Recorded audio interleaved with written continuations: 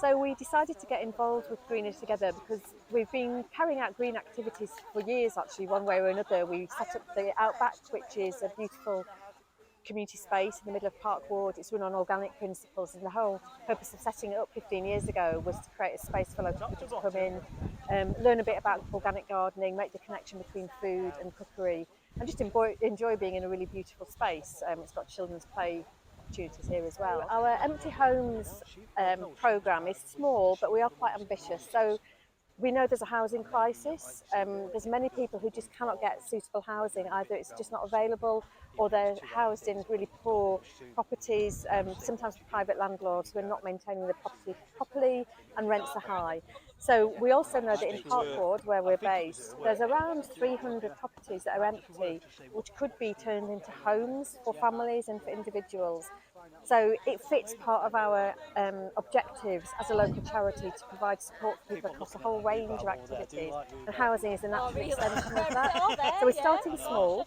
We're going to seek to acquire 5 properties, and then under Greener Together we want to do those up to a really high standard in terms of insulation, low energy, and get that built in from the start as we renovate them. And that means that running costs will be low for the people that we house in them, and they can also act as exemplars for local people about how you can sort of climate proof your home, and that it's not just a good thing to do, but it's beneficial to you as a family or an individual as well.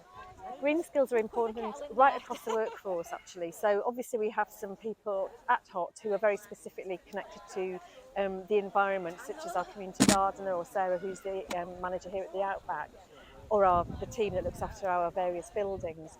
But for me, it's not just those people who are directly involved, it's all our staff. And for years now, I've been asking staff to consider how they do things in the workplace. So are they throwing things away that shouldn't be thrown away, that should be recycled, they should be reused, or donated somewhere? So recently at Halifax Opportunities Trust, we've adopted a much more extensive environmental policy, which has a lot more detail in it. And also our procurement policy requires staff to consider reduction, reuse or recycling every time they're using any sort of piece of material or any piece of equipment, so that we can reduce anything going to landfill, and we can reuse stuff, because you know, we only have one planet, and it's just a really important message. If our staff don't understand that, how can they then help people in the local community to think a bit differently about how they live their lives? So green skills in the community, well, there's a whole range of ways that those are important. I think the 2 main ones for me, one is we're going to see more and more job opportunities in the green economy, whether it's mechanics having to pivot from being working on engines that are full of petrol to cars that will be run through electricity. So that's a whole change. There'll be other jobs that we probably don't even know about yet that will be connected to the real effort we're putting in this country to reduce our environmental impact. So it's about getting people ready for those. For us as people supporting people into work, to get our heads around what they will be as well, and actually to think about how we might be able to create jobs at Halifax Opportunities Trust within our own staff team that have a focus on the environment. So that's the sort of career side of it for local people.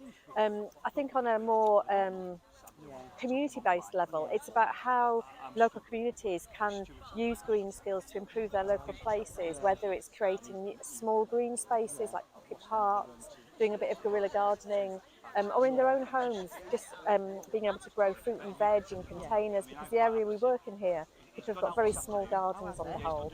And although there's some really lovely gardens around, it'd be really nice to do more of that, and making the connection between growing your own fruit and veg, reducing air miles, sustainability. We've seen recently with the problems in Ukraine that grain isn't getting through, and the more we do in our own communities, the more sustainable we are. So there's lots of great initiatives in Calderdale, such as Incredible Edible, that use that principle, and I think we can use those to develop more schemes in places like Park Ward, where maybe it hasn't quite got embedded as yet.